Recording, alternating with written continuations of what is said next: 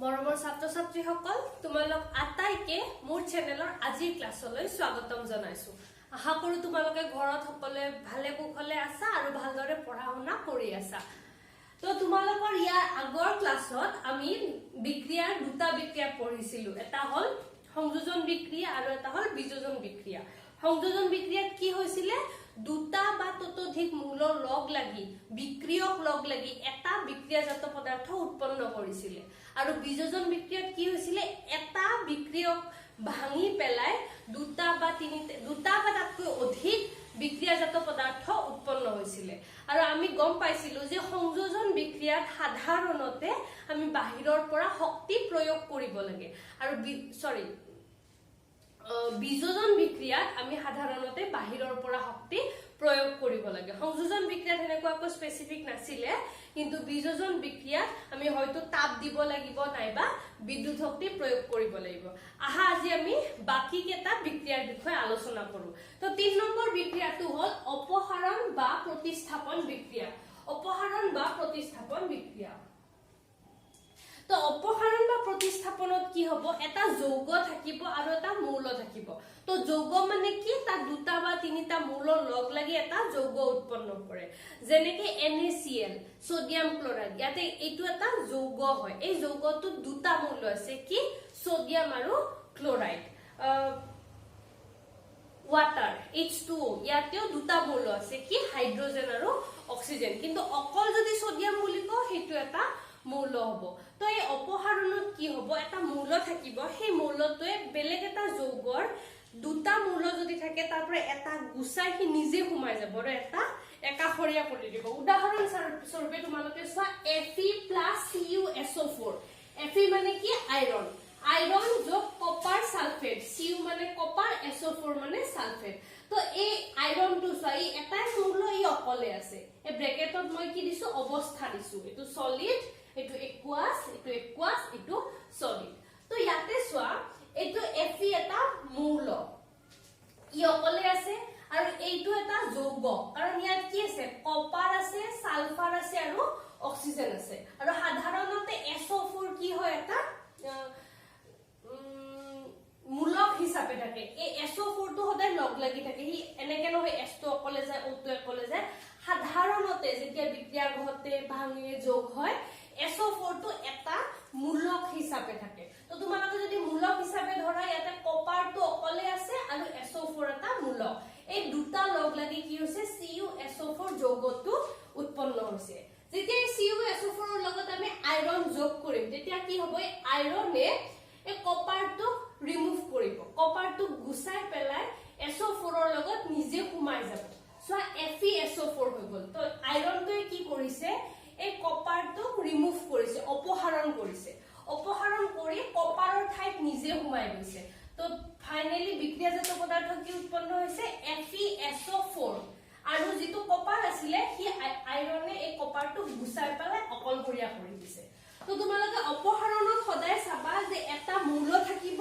আৰু এটা যৌগ থাকিব, আৰু যিটো বিক্ৰিয়াজাত পদাৰ্থ উৎপন্ন হ'ব তাতো এটা যৌগ থাকিব আৰু এটা মৌল থাকিব। কিন্তু বিক্ৰিয়কত যিটো মৌল আছিলে সি যৌগ হিচাপে সোমাই যাব আৰু বিক্ৰিয়কৰ এটা যৌগৰ পৰা এটা পাৰ্ট অকল মৌল হিচাপে ওলাব। তো তোমালোকে মৌল আৰু যৌগখিনি জানিব লাগিব। মৌল মানে কি অকলে থাকে আৰু যৌগত কি দুটা বা তিনিটা বস্তু লগ হৈ থাকে। তো তোমালোকক এই অপসাৰণ প্ৰতিস্থাপন বিক্ৰিয়াৰ পৰা তোমালোকৰ পৰীক্ষাত কি প্ৰশ্ন আহিব পাৰে সংজ্ঞা সাধাৰণতে নাহে। তোমালোকৰ পৰীক্ষাত আহিব এনেকুৱা এটা সমীকৰণ দিব, বিক্ৰিয়া দি পেলাই ক'ব যে এই বিক্ৰিয়াটো কি হয় বাছি উলিয়াম। মানে তলত 4টা-5টা বিক্ৰিয়া দিব, তাৰ পৰা কোনটো বিক্ৰিয়া কোনটো ভাগত পৰে সেইটো তোমালোকে চাব লাগিব। তো তোমালোকে যদি দেখা যে এনেকে এটা মৌলই যৌগ এটাৰ পৰা এটা মৌলক গুছাই নিজে সোমাই গৈছে তেতিয়াহলে সেইটো তোমালোকে কি নাম দিবা অপসাৰণ বা প্ৰতিস্থাপন বিক্ৰিয়া। এটো 1 নম্বৰ উদাহৰণ। 2 নম্বৰ উদাহৰণটোত চোৱা জিংক আছে। জিংকটো কি এটা মৌল। এই জিংকটোৱে কাৰ লগত ৰিএকচন কৰিছে কপাৰ সালফেট, এইটো একে ধৰণৰে লোৱা হৈছে কপাৰ সালফেট। এই জিংকে কি কৰিছে এই কপাৰ সালফেটক কপাৰটো অপসাৰণ কৰি পেলাই সালফেটৰ লগত সোমাই গৈছে, সোমাই পেলাই কি উৎপন্ন কৰিছে জিংক সালফেট, আৰু কপাৰটো অকলে ওলাই যায় সি নিজা নিজাকৈ এটা মৌল হিচাপে থাকি গৈছে তো এইটো হল এটা অপসাৰণৰ আন এটা উদাহৰণ এইটো চোৱা পিবি পিবি মানে কি lead plus copper chloride CuCl2 ইয়াতে কি আছে কপাৰ আছে আৰু ক্লোৰিন আছে এক পিবি কি কৰিছে কপাৰটোক অপসাৰণ কৰি পেলাই ক্লোৰিনৰ লগত নিজে হুমাই গৈছে তো বনিছে কি PbCl2 plus কপাৰ কিন্তু তোমালোকে এটা কথা গম পাবা যে ইয়াৰ উল্টাটো যদি হয় ইখিনিলে বুজিলা বুলি ধৰি লৈছো ইয়াৰ উল্টাটো মানে কি ধৰা হল ইয়াতে কপাৰ আছে আৰু ইয়াতে পিবি আছে তেতিয়া কিন্তু এই ৰিঅ্যাকশনটো সম্ভৱ নহয় মানে কপাৰে লেডক অপসাৰণ কৰিব নোৱাৰে তাৰ উল্টাটো লেডে কিন্তু কপাৰক অপসাৰণ কৰিব পাৰে তো এইটো আমি কেনেকৈ গম পাম ৰাসায়নিক পদাৰ্থবোৰৰ সক্ৰিয়তা বুলি এখন টেবুল পাবা মই এই চেপ্টাৰটোত হে গোটেই ডিটেইলছ খিনি নাযাওঁ কাৰণ তোমালোকৰ 3 নম্বৰ চেপ্টাৰ ধাতু আৰু অধাতুত ধাতুৰ সক্ৰিয়তা এখন টেবুল পাবা আৰু হে ধাতুৰ সক্ৰিয়তা টেবুলখনৰ ওপৰত নিৰ্ভৰ কৰি কোনোবা এটা মৌলই আন এটা মৌলক অপসাৰণ কৰিব পাৰে নে নোৱাৰে ডিপেন্ড কৰে যেটো বেছি সক্ৰিয় হি কম সক্ৰিয় অপসাৰণ কৰিব পাৰে কিন্তু কম সক্ৰিয় বেছি সক্ৰিয় অপসাৰণ কৰিব নোৱাৰে উদাহৰণ স্বৰূপে ইয়াতে যদি কপাৰ থাকিল হয় আৰু ইয়াতে যদি lead থাকিল হয় তেতিয়া হলে একো ৰিঅ্যাকশন নহয় উদাহৰণ স্বৰূপে এইটো সোৱা এইটো আইৰন আৰু এইটো কপাৰ সালফেট এইটো যদি কপাৰ হল হয় আৰু এইটো যদি আইৰন সালফেট হল হয় তেতিয়া হলে ইয়াতে কোনো বিক্ৰিয়া নহল হয় কিয় কাৰণ আইৰনটো কপাৰতকৈ বেছি ৰিঅ্যাক্টিভ তো তোমালোকে এইটো চাই পেলাই গম পাবা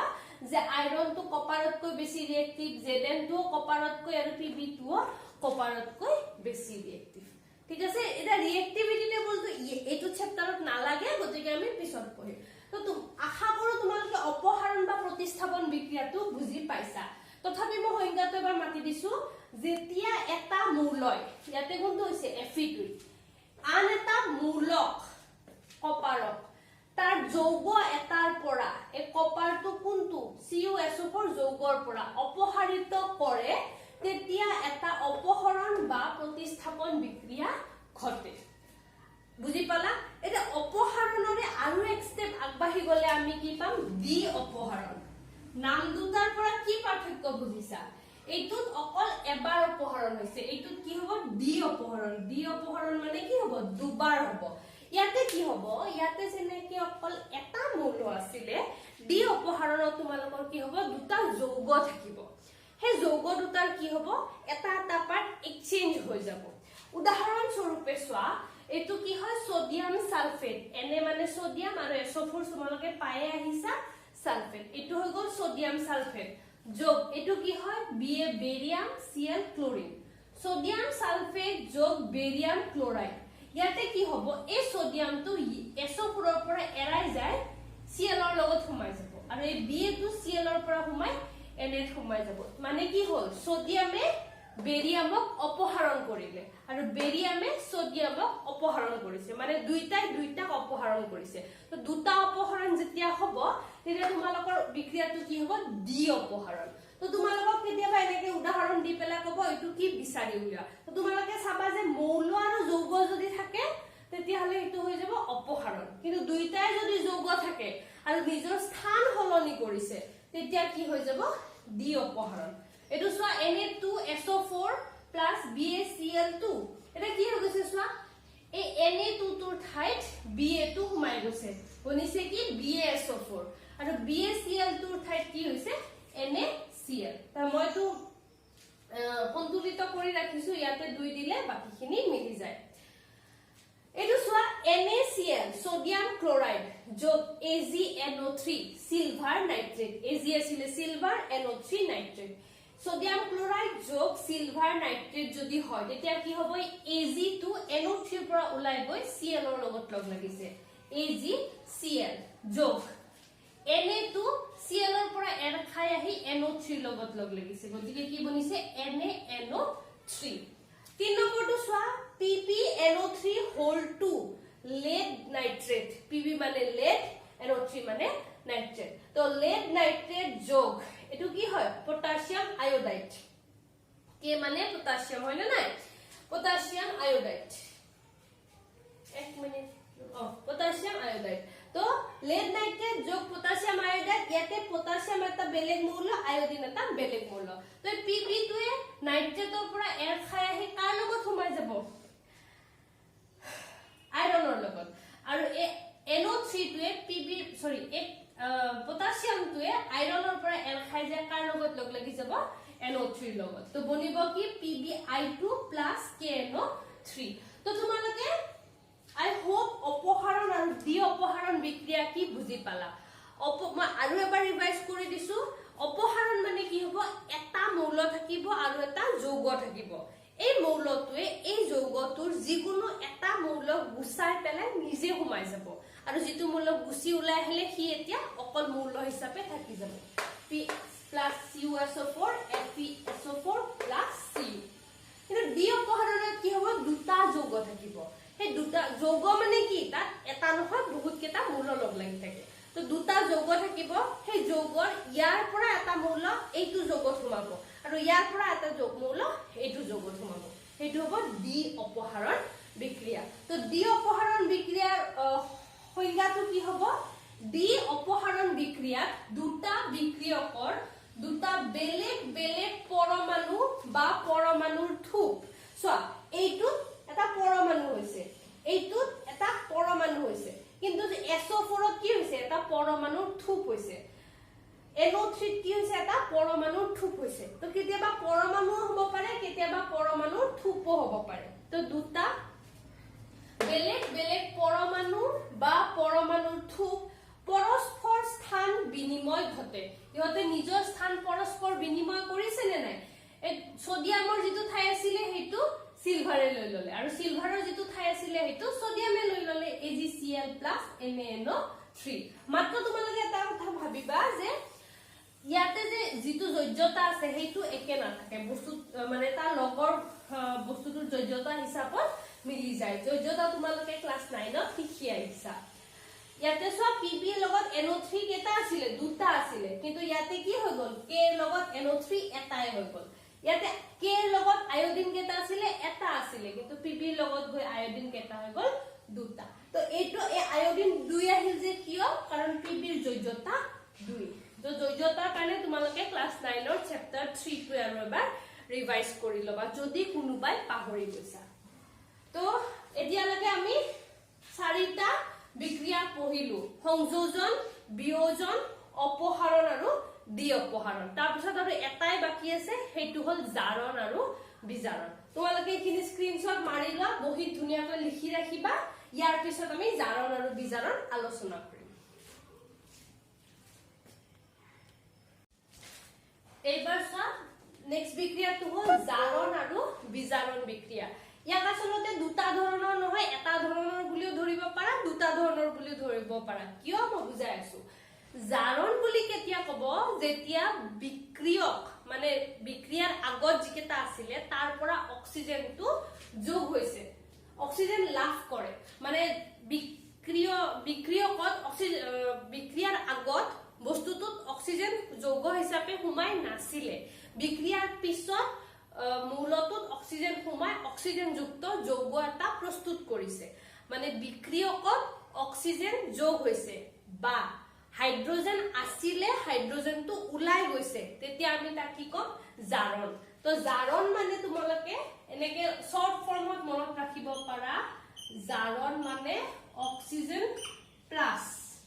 হাইড্ৰোজেন মাইনাস আৰু বিজাৰণ মানে ইয়াৰ উল্টাটো অক্সিজেন মাইনাস হাইড্ৰোজেন প্লাস তোমালোকে যদি ইখিনি মনত ৰাখা তেতিয়া হলে তোমালোকে জাৰণ আৰু বিজাৰণটো উলিয়াব পাৰিবা আৰু বিজাৰণ মানে কি বিক্ৰিয়কত অক্সিজেন নাছিলে বিক্ৰিয়কত অক্সিজেন আছিল বিক্ৰিয়াৰ পিছত হে অক্সিজেনটো উলাই গৈছে বা বিক্ৰিয়কত হাইড্ৰোজেন নাছিলে বিক্ৰিয়াৰ পিছত হাইড্ৰোজেনটো সোমাই গৈছে তেতিয়া আমি কি কম বিজাৰণ তো তোমালোকে জাৰণ বিজাৰণ মনত ৰাখিব কাৰণে এটা কথা প্ৰথম মনত ৰাখিবা যে যেটো অক্সিজেনৰ লগত হয় তাৰ উল্টাটো হাইড্ৰোজেনৰ লগত হয় যদি জাৰণ হয় অক্সিজেন যোগ হ'ব হাইড্ৰোজেন বিয়োগ হ'ব আৰু যদি বিজাৰণ হয় অক্সিজেন বিয়োগ হ'ব হাইড্ৰোজেন যোগ হ'ব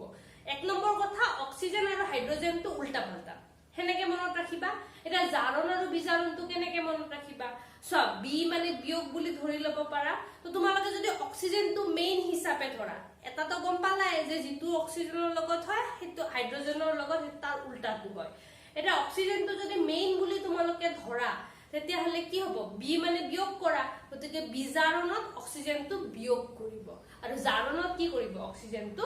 যোগ কৰিব হেনেকে মনত ৰাখিলে তোমালোকৰ মনত থাকিব তো জাৰণ মানে কি কোনো বিক্ৰিয়াত পদাৰ্থ এটাই যদি অক্সিজেন লাভ কৰে বা হাইড্ৰোজেন হেৰুৱাই তেতিয়া পদাৰ্থটো জাৰিত হয় যেনেকে ইটো সোৱা Cu+O2 ইয়াতে কপাৰ আছিলে কপাৰটো সা অকলে অকলে আছে ইয়াৰ লগত কোনো নাই তাৰ পিছত কি হ'ল অক্সিজেনটো যোগ হৈ পেলাই এই যোগটো কপাৰটোৰ লগত অক্সিজেন সোমাই গ'ল মানে কি হ'ল এটো জাৰণ তো তোমালোকক এনেকে বিক্ৰিয়াত কোনটো জাৰণ হৈছে আৰু কোনটো বিজাৰণ হৈছে লিখিব দিব পাৰে তো তোমালোকে দেখাব লাগিব কোৰ পৰা কোনটো জাৰণ হৈছে তো কপাৰৰ পৰা CO2 হতে কি হৈছে জাৰণ হৈছে কিয় কাৰণ এই কপাৰত অক্সিজেনটো যোগ হৈছে বুজি পালা এটা ইয়াতে সোৱা কপাৰত অক্সিজেনটোৰ পৰা ওলাই গৈছে এই কপাৰৰ পৰা অক্সিজেনটো ওলাই গৈছে অক্সিজেনটো ওলাই গলে আমি কি কয়তো বিজাৰণ গতিকে তোমালোকে কব পাৰা যে এইটো কি হৈ যাব বিজাৰণ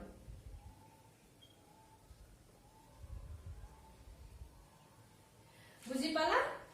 যদি অক্সিজেন যোগ হয় জাৰণ যদি অক্সিজেন ওলাই যায় বিজাৰণ হাইড্ৰোজেনৰ লগত তাৰ উল্টাটো ইয়াতে যদি হাইড্ৰোজেন থাকিল হয় তেতিয়া হলে কি হ'ব হাইড্ৰোজেনটো যদি ওলাই যায় জাৰণ হাইড্ৰোজেনটো সোমাই তেতিয়া হলে বিজাৰণ ইমান বেছি টান নহয় কিন্তু পৰীক্ষাত কি আহিব তোমালোকক এটা বিক্ৰিয়া দিব ডিপেলা ক'ব যে কোনটো কোৰ পৰা জাৰণ হৈছে বা কোনটো পদাৰ্থ জাৰিত হৈছে তোমালোকে কাৰ্চিনেৰে দেখুৱা তো ইয়াতে সোৱা ইয়াতে কি জাৰিত হৈছে কপাৰটো কপাৰ অক্সাইডলৈকে জাৰিত হৈছে আৰু এইটোত কি হৈছে কপাৰ অক্সাইডটো কপাৰলৈকে বিজাৰিত হৈছে ঠিক আছে নেক্সট এটা শব্দ পাবা ৰেডক্স ৰিঅ্যাকচন ৰেডক্স ৰিঅ্যাকচন কি কেতিয়াবা তোমালোকে এনেকুৱা বিক্ৰিয়া পাবা যত এটা পদাৰ্থ জাৰিত হতে আনটো পদাৰ্থ বিজাৰিত হৈ যায় মানে দুটা পদাৰ্থ থাকিব বিক্ৰিয়কত দুটা পদাৰ্থ থাকিব বিক্ৰিয়াৰ আগত তুমি দুটা পদাৰ্থ পাবা তাৰে এটাৰ পৰা কি হ'ব অক্সিজেনটো ওলাই যাব আৰু আনটোত অক্সিজেনটো সোমাব বা তাৰ উল্টা এটাৰ পৰা হাইড্ৰোজেনটো ওলাই যাব আনটোত হাইড্ৰোজেনটো সোমাব তো যেতিয়া দুইটাই হ'ব তেতিয়া কি কম যে আমি এটা পদাৰ্থ জাৰিত হৈছে আনটো পদাৰ্থ বিজাৰিত হৈছে তেতিয়া তোমালোকে দুডাল কাৰ্চিনেৰে কোনটো জাৰণ হৈছে আৰু কোনটো বিজাৰণ হৈছে দুইটা দেখাব লাগিব এতিয়া সোৱা ইয়াতে কি হৈছে কপাৰৰ লগত অক্সিজেনটো ওলাই গৈছে আৰু হাইড্ৰোজেনৰ লগত অক্সিজেনটো সোমাইছে গতিকে তোমালোকে কি ক'ব পাৰিবা HCuOৰ পৰা কি যেতিয়া Cu হ'ব এটো কি কম আমি বিজাৰণ এটো হগল বিজাৰণ আৰু এই হাইড্ৰোজেনটোৰ লগত কি হৈছে অক্সিজেনটো লগ লাগিছে আৰু সোৱা অক্সিজেনটো লগ লাগিছে নে হাইড্ৰোজেনৰ লগত অক্সিজেনটো লগ লাগিছে গতিকে এটো কি হৈ যাব জাৰণ একেটা বিক্ৰিয়াত যদি এটাৰ লগত অক্সিজেন বিয়োগ হয় আনটোৰ লগত অক্সিজেন যোগ হয় তেতিয়া হলে এটোক আমি কি কম ৰেডক্স ৰিঅ্যাকচন ৰেডক্স বিক্ৰিয়া জাৰণ বিজাৰণ বিক্ৰিয়া বুলিও কোৱা হয় জাৰণ বিজাৰণ বিক্ৰিয়া বা ৰেডক্স বিক্ৰিয়া তো সংজ্ঞাটো কি হ'ব যি বিক্ৰিয়াত বিক্ৰিয়ক পদাৰ্থ এটা জাৰিত হওতে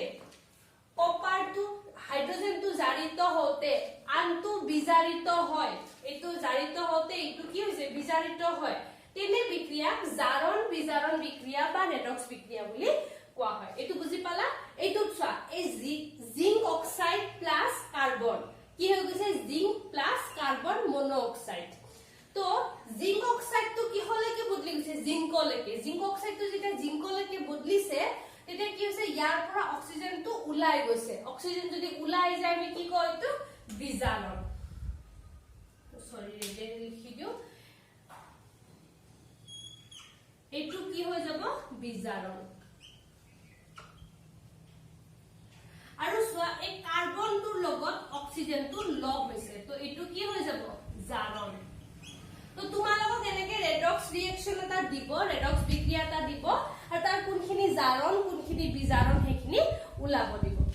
নেক্সট টু সোয়া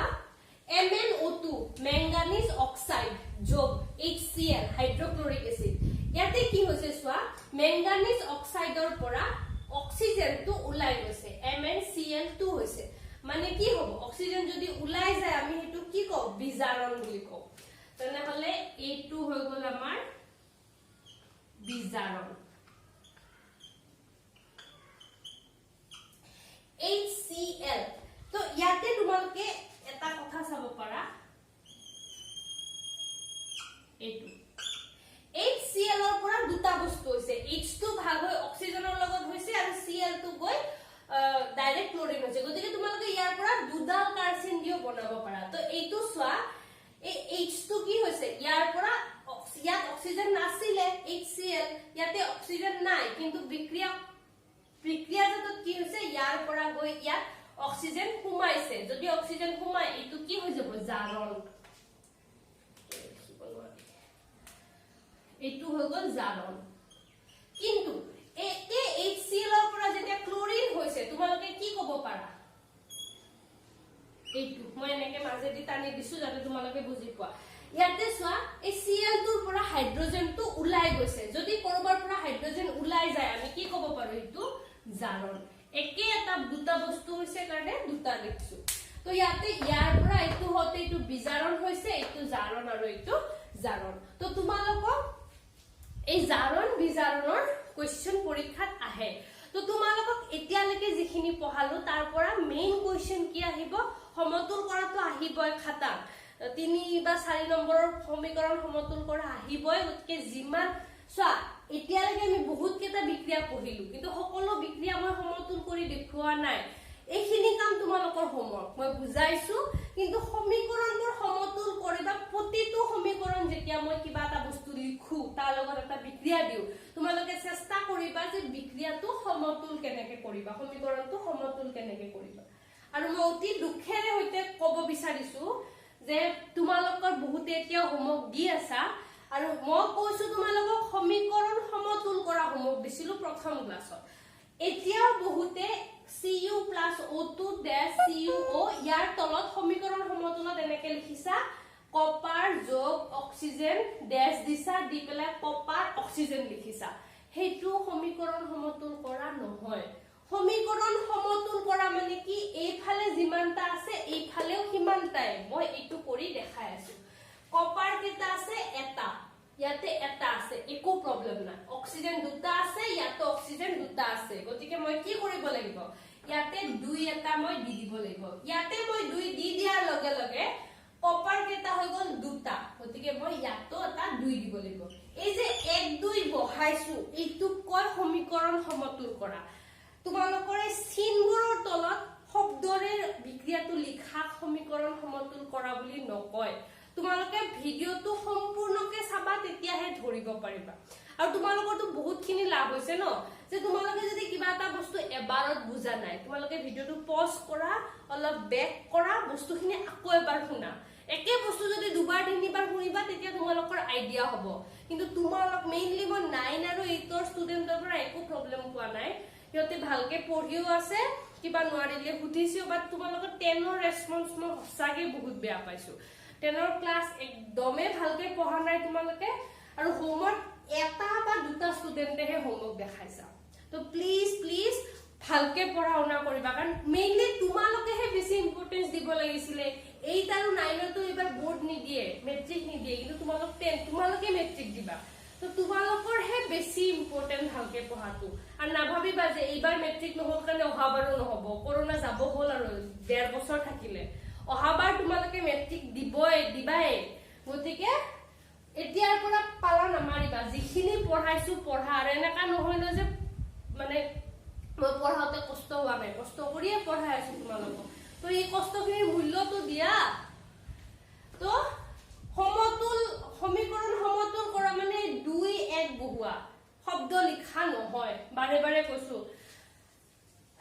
তো বাকি যিবোৰ সমীকৰণ দিয়া আছে সেইবোৰ তোমালোকে সমতুল কৰিবা তো এতিয়ালৈকে পঢ়োৱাখিনিৰ পৰা তোমালোকৰ সমীকৰণ সমতুল কৰিব আহিব তাৰ উপৰি তোমালোকক দুটা তিনটা মান এনেকে বিক্ৰিয়া দিব দি পেলাই ক'ব যে এইটো কি বিক্ৰিয়া লিখা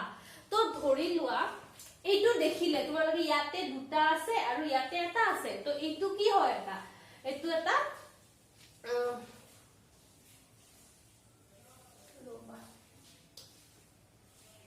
সংযোজন বিক্রিয়া হয় এইটো এটা সংযোজন বিক্রিয়া হয় নে নাই কাৰণ ইয়াতে দুটা লগ লাগি এটা হৈছে তোমালোকে এইটো সংযোজন বিক্ৰিয়াও লিখিব পাৰা জাৰণ বিক্ৰিয়াও লিখিব পাৰা কিন্তু সংযোজনতকে জাৰণ বেটাৰ হ'ব কাৰণ কি জাৰণ হ'বলে তোমালোকে চাব লাগিব যে অক্সিজেন আছে নে নাই গতিকে তোমালোকে যদি এইটো সংযোজনো লিখা তেতিয়াও হ'ব বা যদি তোমালোকে জাৰণ লিখা বেছি কাৰেক্ট হ'ব তো একেদৰে এইটো চোৱা এইটো CuO ইয়াৰ পৰা অক্সিজেনটো ওলাই গৈছে আৰু হাইড্ৰোজেনটোৰ লগত সোমাই গৈছে গতিকে এইটো এটা কি হয় আবাৰ ডি অপহৰণ বিক্ৰিয়াও হয়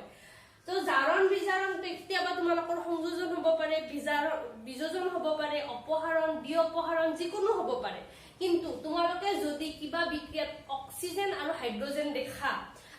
যে এটা বস্তুৰ পৰা মানে বিক্ৰিয়াৰ আগত অক্সিজেনটো ওলাই কৰবাৰ লগত সোমাই গৈছে তোমালোকে পাৰিলে জাৰণ বিজাৰণ লিখিবলে চেষ্টা কৰিবা তো তোমালোকক বিক্ৰিয়া দি পেলাই বিক্ৰিয়াটো কি হয় হেতু পৰীক্ষাত আহিব তো এতিয়ালৈকে পঢ়াখিনিৰ ভিতৰত আহিবলগীয়া প্ৰবেবল কোৱেশ্চন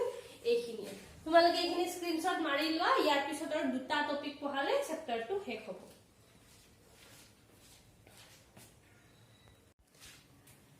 এতিয়া তোমালোকৰ বিক্ৰিয়াৰ ভাগবোৰ শেষ হ'ল এতিয়া দুটা নতুন টপিক আছে এটা হল ক্ষয়ভৱন আৰু এটা হল দুৰ্গন্ধিতা এই দুটা শেষ হলে তোমালোকৰ চেপ্টাৰটো শেষ তো এই দুটাৰ ওপৰত নৰমালি কি হয় কেনেকুৱা হয় এনেকুৱা 2 নম্বৰৰ কোৱেশ্চন আহে তো ক্ষয়ভৱন মানে কি যিকোনো ধাতু এটা যদি তোমালোকে খোলা অৱস্থাত থৈ দিয়া তেতিয়া কি হয় সেই ধাতুটোৰ ওচৰে পাজৰে যিবোৰ পদাৰ্থ থাকে সেই পদাৰ্থবোৰে সেই ধাতুটোৰ লগত বিক্ৰিয়া কৰি কিবা এটা নতুন পদাৰ্থ উৎপন্ন কৰিব পাৰে আৰু যদি নতুন পদাৰ্থ এটা উৎপন্ন কৰে ধাতু যিখিনি অৰিজিনাল আছিল সেইখিনি ধাতু গুছি বেলেগ এটা বস্তু হল নে নাই তো ধাতুটোৰ যিবোৰ গুণ আছে এইবোৰ কমি যাব উদাহৰণ স্বৰূপে লোৰ টুকুৰা এটা একদম দোকানৰ পৰা কিনি আনা লোৰ চিকচিকাই থকা লোৰ গজাল এটা আনিলা আনি কেদিনমান চোতালত পেলাই থলা কি দেখিবা যে লোৰ গজালটো মামৰে ধৰিছে তো মামৰে কিয় ধৰে এই যে লোৰ গজালটো তোমালোকে পেলাই থোৱাৰ লগে লগে কি হ'ব বতাহত থকা অক্সিজেনে এই লোৰ টুকুৰাটোৰ লগত বিক্ৰিয়া কৰি পেলাই কি কৰিব লোৰ ফৰ্মুলা কি আছিল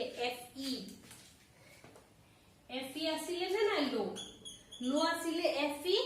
আৰু এই অক্সিজেনে বিক্ৰিয়া কৰি ফেৰাছ অক্সাইড ফেৰিক অক্সাইড এনেকুৱা বস্তু প্ৰস্তুত কৰিব কিন্তু অকল অক্সিজেন থাকিলে নহব তাৰ ওচৰত জলীয় বাষ্প বা পানীও থাকিব লাগিব যদি ডাইৰেক্ট পানীত ডুবাই থোৱা তেতিয়াতো হলে আৰু কিন্তু যদি জলীয় বাষ্পও থাকে আৰু আমাৰ অসমৰ যেটো বতৰ অসমৰ যেটো জলবায়ু কি হয় জলীয় বাষ্পৰ পৰিমাণ অধিক গতিকে অসমত যদি মানে আইৰণৰ টুকুৰা এটা পেলাই থৈ অতি সোনকালে কি হয় মামৰে ধৰে আৰু যদি কোনোবা ধৰিলা মৰুভূমি অঞ্চলত যদি লোৰ টুকুৰা এটা পেলাই থোৱা আৰু সাগৰীয় অঞ্চলত যদি লোৰ টুকুৰা এটা পেলাই থোৱা আৰু তোমালোকে যদি একে সমান দিনৰ পিছত দুইটা লোৰ টুকুৰা আনি কম্পেয়াৰ কৰা তেতিয়া তোমালোকে দেখিবা যে যেটো মৰুভূমিৰ লোৰ টুকুৰা আছিল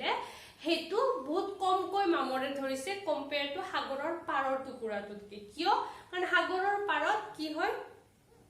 আৰ্দ্ৰতা জলীয় বাষ্পৰ পৰিমাণ অতি বেছি আৰু মৰুভূমিত জলীয় বাষ্পৰ পৰিমাণ অতি কম এটো আৰু বেলেগ কথা মুঠতে তোমালোকে বুজিলা যে লোৰ টুকুৰাটো বেয়া হৈ গল তাৰ উপৰি তোমালোকে জানা ঘৰত যদি কেতিয়াবা তামৰ কিবা আছে নৰমালি আমাৰ ভগৱানত আমি যিবোৰ সৰু সৰু কলহ থাকে বা কিছুমান চাকি বা তাম্ৰপত্ৰ বুলি কয় যতে পূজা কৰোতে যে এনেকুৱা এখন থাকে তাৰ পৰা যে পানী লৈ দিয়ে হেবোৰ কি হয় তামৰ হয়নে নাই কিন্তু তোমালোকে জানা যে বহুত দিন যদি হেবোৰ ব্যৱহাৰ কৰা নাযায় তেতিয়া হলে কি হয় হেবোৰ গোল গোলকে কলা হেউজিয়া এনেকুৱা দাগ লাগে কিয় এই একে কথা বাহিৰৰ পৰা ৰিএকচন হয় এই বতাহত থকা অক্সিজেন আৰু জলীয় বাষ্প ৰিএকচন কৰি বেলেগ পদাৰ্থলে ৰূপান্তৰিত কৰে তাৰ মানে কি হ'ল যেটো অৰিজিনাল কপাৰ আছিল যেটো অৰিজিনাল লো আছিল হেতু ক্ষয় হৈ বেলেগ এটা বস্তু হলনে নাই সেই কাৰণে সেই প্ৰক্ৰিয়াটো কি কয় ক্ষয়ভৱন আৰু ধৰি লোৱা তোমালোকে কেতিয়াবা যদি কিবা মানে ধাতুৰ কিবা পাত্ৰত যদি টেঙা জাতীয় বস্তু থোৱা তেতিয়াও বস্তুটো লাহে লাহে টেঙা জাতীয় মানে কি আচাৰে থলা ধৰি লোৱা তো যদি ধাতুৰ পাত্ৰত আচাৰ থোৱা তেতিয়াও কি হয় সেই পাত্ৰটোৰ পৰা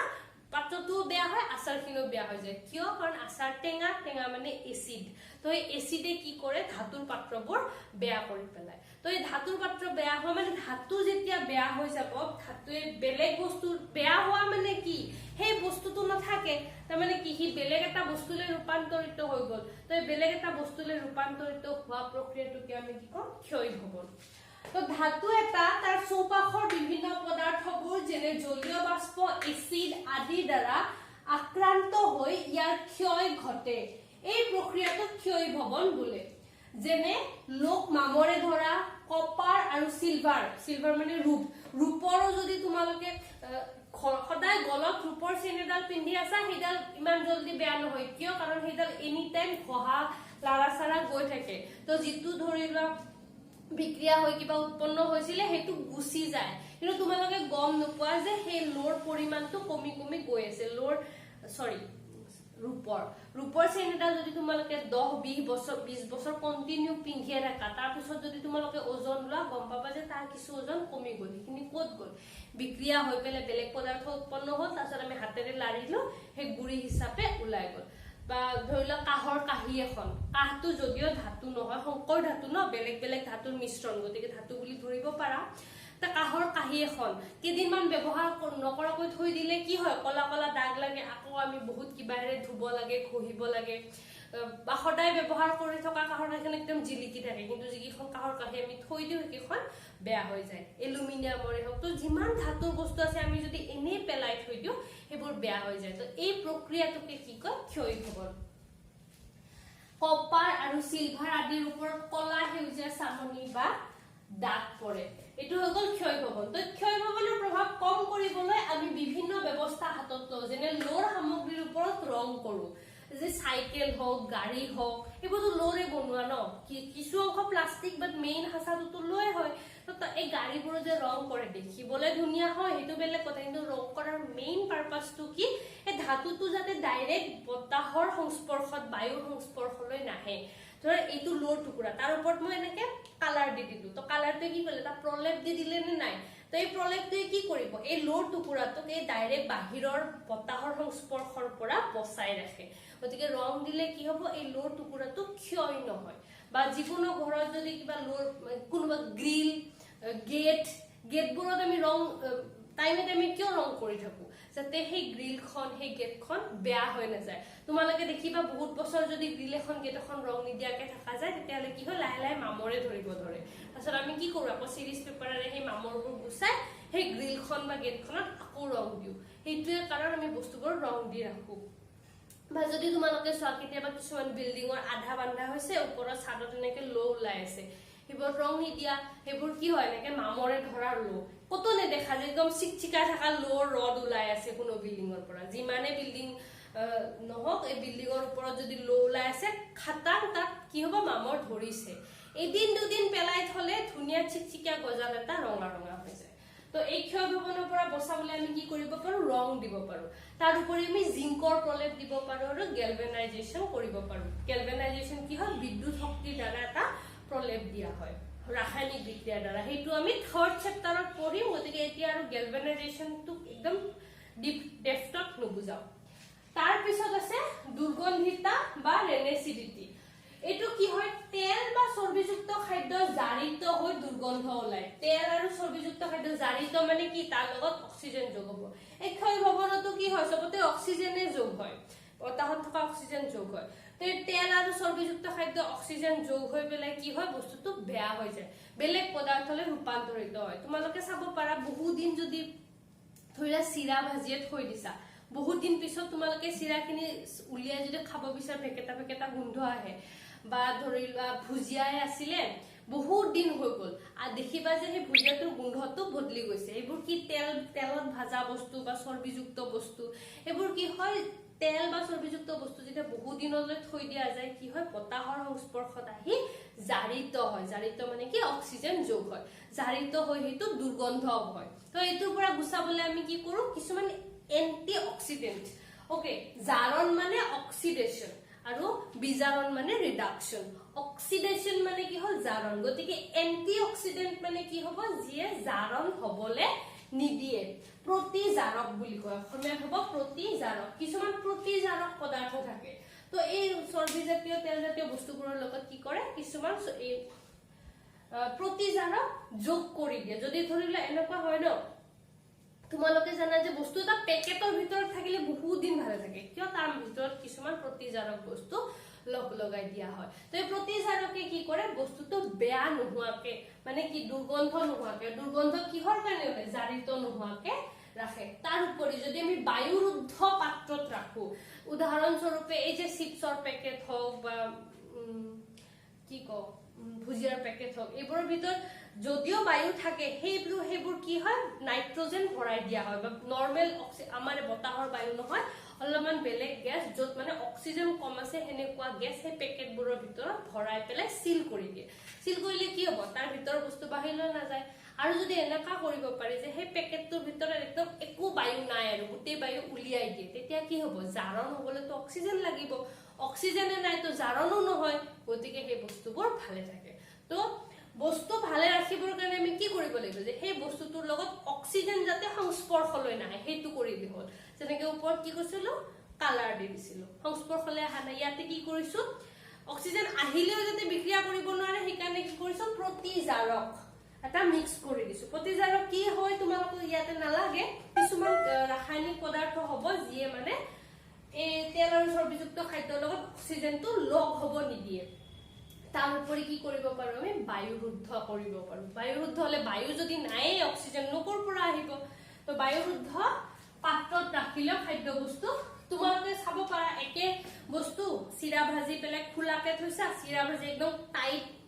টেমা এটাত ভৰাই থৈছা কোনটো বহুত দিন ভালে থাকিব টাইট টেমাৰ ভিতৰত এনে সেইকাৰণে বস্তুবোৰ আমি কি হয় বায়ু ৰুদ্ধ কৰি পেলাই টেমাৰ ভিতৰত থ যাতে বেছি দিন ভালে থাকে তো এই দুটা হৈ গল বস্তু ক্ষয় ভৱন আৰু দুৰ্গন্ধিতা তোমালোকক ইয়াৰে বৰ বেছি সংজ্ঞা আহিব পাৰে বা উদাহৰণ আহিব পাৰে যে লোৰ গজাল এটা মামৰে ধৰা প্ৰক্ৰিয়াটো কি বোলে তোমালোকে লিখিবলৈ ক্ষয় ভৱন বা ক্ষয় ভৱনৰ এটা উদাহৰণ দিয়া হেনেকুৱা কথা তো ইখিনি তোমালোকৰ চেপ্টাৰটো ইমানতে শেষ ইয়াৰ পিছত পেজ নাম্বাৰ 13 থকা প্ৰশ্নাৱলী কেইটা আজি আলোচনা কৰিম আৰু অনুশীলনী আমি নেক্সট ক্লাছত আশা কৰো অনুশীলনী দুটা ক্লাছত শেষ কৰিব পাৰিম এতিয়া আমি প্ৰশ্নাৱলী কেইটা আলোচনা কৰো ইখিনি তোমালোকে স্ক্ৰিনশ্বট মাৰি লোৱা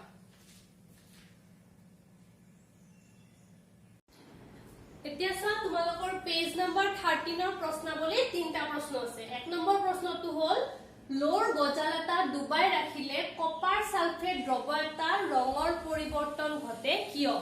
কপাৰ সালফেটৰ যেটো দ্ৰৱ হেতুৰ সাধাৰণতে ৰংটো কেনেকুৱা নীলা কিন্তু যেতিয়া তাত লোৰ গজাল এটা ডুবাই ৰাখিবা লাহে লাহে তাৰ নীলা ৰংটো কমি যাব আৰু অকমান মটিয়া ধৰণৰ ৰং এটালৈ পৰিৱৰ্তন হ'ব কিয় কাৰণ চোৱা অলপ আগতে আমি পঢ়িছিলো অপসাৰণ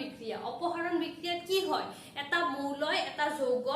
যৌগৰ পৰা এটা মৌল গুছাই নিজে তাত সোমাই যায় তো কপাৰ সালফেটৰ যেটো নীলা ৰং হেতু কিহৰ কাৰণে আছে কপাৰ সালফেটে বিক্ৰিয়া কৰি নীলা ৰং এটা প্ৰস্তুত কৰি ৰাখিছে এটা হে কপাৰ সালফেটৰ পৰা যদি কপাৰটো গুছি যায় আৰু তাত যদি আইৰন এটা সোমাই যায় তেতিয়া আইৰন সালফেট বুলি যেটো নতুন পদাৰ্থ উৎপন্ন হ'ব হেতু ৰং নীলা নহয় তো হেতু ৰং কেনেকুৱা অকমান মটিয়া ৰঙৰ তো জিমানে তোমালোকে আইৰনটো তাত ডুবাই ৰাখিবা সময় জিমানে যাব এই আইৰনৰ পৰা কি হ'ব পৰমাণুবোৰ উলাই পেলাই কি হ'ব সালফেটৰ লগত কপাৰ সালফেটৰ লগত বিক্ৰিয়া কৰি কপাৰটো গুছাই দিব আৰু নিজে সোমাই যাব সেইকাৰণে তাৰ ৰংটো সলনি হৈ যায় আৰু চোৱা আমি কি জানো যে যদি এটা মৌল আনতকৈ অধিক সক্ৰিয় হয় তেতিয়াহে অপসাৰণ কৰিব পাৰে লো কপাৰতকৈ অধিক সক্ৰিয় সেইবাবে কি হৈছে লোয়ে কপাৰক অপসাৰণ কৰিব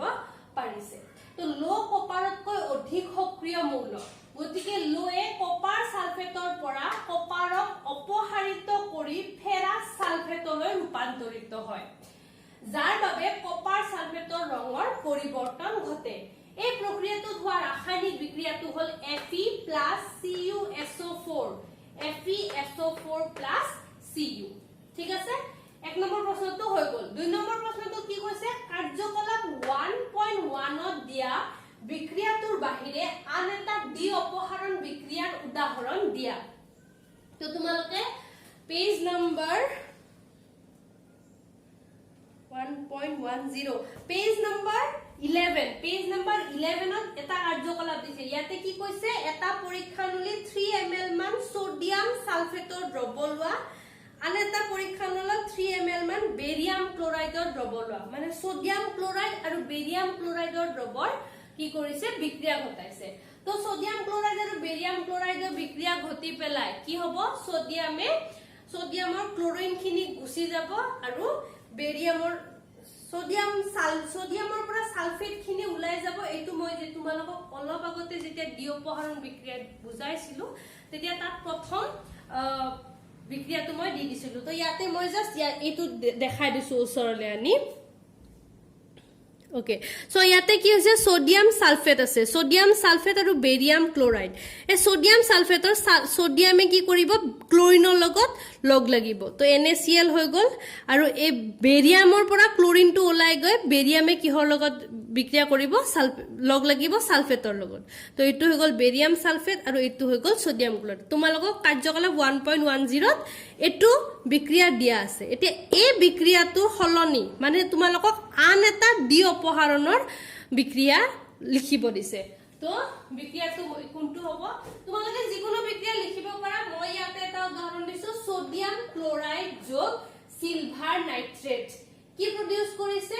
সিলভাৰ ক্লোৰাইড যোগ সোডিয়াম নাইট্ৰেট সোডিয়ামৰে কিহৰ লগত লগ লাগিছে নাইট্ৰেটৰ লগত আৰু সিলভাৰে কিহৰ লগত লগ লাগিছে ক্লোৰিনৰ লগত এইটোৱে ইয়াৰ লগত আৰু এইটোৱে ইয়াৰ লগত তো দুইটাই দুটাকে অপসাৰণ কৰিছে তো তোমালোকে সমীকৰণটো লিখিব পাৰা আৰু যদি বাক্যত লিখিব খোজা তেতিয়া লিখিব পাৰা সোডিয়াম ক্লোৰাইডে সিলভাৰ নাইট্ৰেটক অপসাৰিত কৰি সিলভাৰ ক্লোৰাইড আৰু সোডিয়াম নাইট্ৰেট উৎপন্ন কৰিছে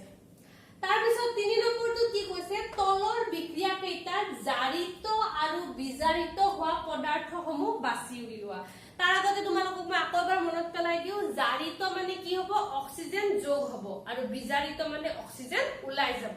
আহা আমি চেক কৰো প্ৰথমটো কি কৈছে স্বাইবৰ সমতুল কৰি থোৱা আছে ফৰটো তোমালোকে গুৰুত্ব নালাগে দিবলৈ সোডিয়াম যোগ অক্সিজেন সোডিয়াম অক্সাইড তো ইয়াতে সোয়া সোডিয়ামত অক্সিজেন নাই ইয়াত আহি সোডিয়ামত অক্সিজেন লগ লাগিছে তাৰ মানে কি হ'ব এইটো অক্সিজেন হুমাই গল অক্সিজেন হুমালে এইটো জাৰণ কাৰ কোনটো পদাৰ্থ জাৰিত হৈছে সোডিয়াম জাৰিত হৈছে ইয়াতে সোয়া কপাৰ অক্সাইড আছিল কপাৰ অক্সাইড যোগ হাইড্ৰোজেন এই কপাৰ অক্সাইডৰ পৰা অক্সিজেনটো উলাই গৈ পেলাই অকল কপাৰটো থাকি গল মানে কি হল অক্সিজেন উলাই গল মানে কি বিজাৰণ গতিকে এইটো কোনটো পদাৰ্থ বিজাৰিত হৈছে কপাৰ অক্সাইড হয়তো লিখতে ভুল হৈছে কপাৰ অক্সাইড বিজাৰিত হৈছে copper oxide CuO copper oxide বিজাৰিত হৈছে তো তোমালোকে এনেকে জাৰণ এনেকে বিজাৰণ বুলি দি দিবা তো তোমালোকৰ প্ৰশ্নাৱলীটো কি এটা শেষ হল এটা লাষ্ট মই এইকেটা আলোচনা কৰিম তোমালোকে কি কি শিকিলা সো মই এনেকে ধৰি লৈছো আৰু মই মাতি গৈ আছো প্ৰথমটো কি এটা সম্পূৰ্ণ ৰাসায়নিক সমীকৰণে বিক্ৰিয়াজাত পদাৰ্থ আৰু হিয়তৰ ভৌতিক অৱস্থাক সাংকেতিক ৰূপত উপস্থাপন কৰে মানে কি কৈছে সোৱা এইটোৱে ধৰি লোৱা এইটো এটা সম্পূৰ্ণ ৰাসায়নিক বিক্ৰিয়া কিয় এই দুটা বিক্ৰিয়ক এইটো বিক্ৰিয়াজাত আৰু হিয়তৰ ভৌতিক অৱস্থা এইটো সলিড এইটো গ্যাস এইটো সলিড যদি বিক্ৰিয়ক থাকে বিক্ৰিয়াজাত থাকে আৰু যদি সমতুল কৰা থাকে এটো সমতুল কৰা নাই কমপ্লিট হলে যদি সমতুল কৰা থাকে বিক্ৰিয়ক থাকে বিক্ৰিয়াজাত থাকে আৰু তাৰ অৱস্থা ভৌতিক অৱস্থা লিখা থাকে তেতিয়া হলে এটো কি হ'ব এটা সম্পূৰ্ণ ৰাসায়নিক বিক্ৰিয়া এক নম্বৰটো হৈ গল এটা দুই নম্বৰটো সোৱা ৰাসায়নিক বিক্ৰিয়া এটাক সন্তুলিত কৰা হয় যাতে সমীকৰণটোৰ বিক্ৰিয়ক আৰু বিক্ৰিয়াজাত পদাৰ্থৰ প্ৰতিবিধ পৰমাণুৰ সংখ্যা একে হয় সমীকৰণসমূহ সদায় সন্তুলিত হ'ব লাগিব তোমালোকক যেনেকে মই ক্লাছত পঢ়াওতে কি কৰিছিলো কিবা লাইন পালে আন্ডাৰলাইন কৰি সাইডত তাৰ পৰা হ'ব পৰা কোৱেশ্চন লিখাইছিলো নে নাই একেদৰে তোমালোকে 2 নম্বৰটো আন্ডাৰলাইন কৰি পেলাই প্ৰশ্ন এটা লিখিবা যে ৰাসায়নিক বিক্ৰিয়া কিয় সন্তুলিত কৰা হয় আকৌ এবাৰ কৈছো সাইডত লিখি ল তোমালোকে ইয়াতো লিখি লব পাৰা ইয়াত লিখি লৈ পেলাই এই 2 নম্বৰৰ পৰা নাই কাৰ চিন দি দিবা যে ৰাসায়নিক বিক্ৰিয়া কিয় সন্তুলিত কৰা হয় তাৰ পিছত এটা সংযোজন বিক্ৰিয়াত দুটা বা ততোধিক পদাৰ্থ লগ হৈ এটা মাত্ৰ নতুন পদাৰ্থ উৎপন্ন হয় এটো তো কবলগিয়া নাই এটো তোমালোকে জানাই তাৰ পিছত কি কৈছে বিযোজন বিক্ৰিয়া সংযোজন বিক্ৰিয়াৰ বিপৰীত এটা বিযোজন বিক্ৰিয়াত এটা পদাৰ্থ বিযোজিত হৈ দুটা বা ততোধিক পদাৰ্থ উৎপন্ন কৰে ঠিক আছে তো সংযোজন বিযোজন মই কৈছিল সংযোজনত পদাৰ্থ লগ হয় বিযোজনত ভাগ হৈ পেলাই দুটা বা তিনটা পদাৰ্থ উৎপন্ন কৰে তাৰছত জীৱৰ বিক্ৰিয়াত বিক্ৰিয়াজাত পদাৰ্থৰ লগতে তাপ উৎপন্ন হৈবোৰক তাপবৰ্জী বিক্ৰিয়া বোলে আৰু জীৱৰ বিক্ৰিয়াত তাপ শোষিত হয় সেইবোৰক তাপগ্ৰাহী বিক্ৰিয়া বোলে এইটো মই আলোচনা কৰিছো কিছুমান বিক্ৰিয়াত কি হয় বিক্ৰিয়াটো হবলে বাহিৰৰ পৰা তাপ দিব লাগে আৰু কিছু উদাহৰণ স্বৰূপে জীৱৰ বিক্ৰিয়া আমি এই বিযোজন বিক্ৰিয়াবোৰত আমি কি হয় তাপ দিলেহে এটা উদাহৰণ আছিল বেৰিয়াম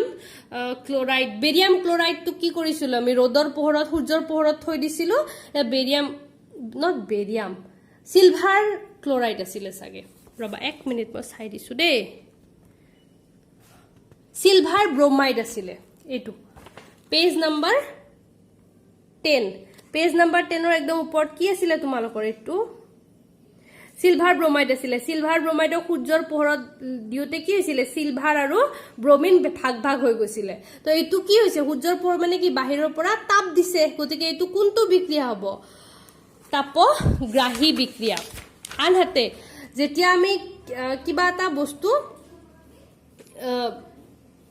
নিজে তাপ দিব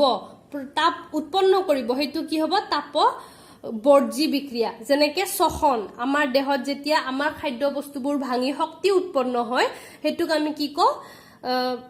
তাপবৰ্জী বিক্ৰিয়া শ্বসন কাৰণ আমাৰ দেহটো গৰম হৈ থাকে কিয় কাৰণ সেই বিক্ৰিয়াত যিবোৰ তাপ উৎপন্ন হয় হিয়া আমাৰ দেহৰ উষ্ণতা মেইনটেইন কৰে তাৰ পিছত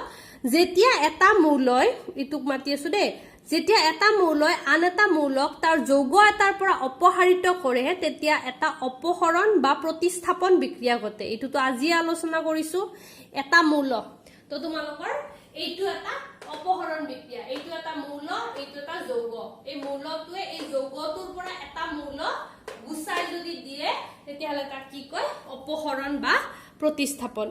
এই বিক্ৰিয়াটোত কি হৈছে যে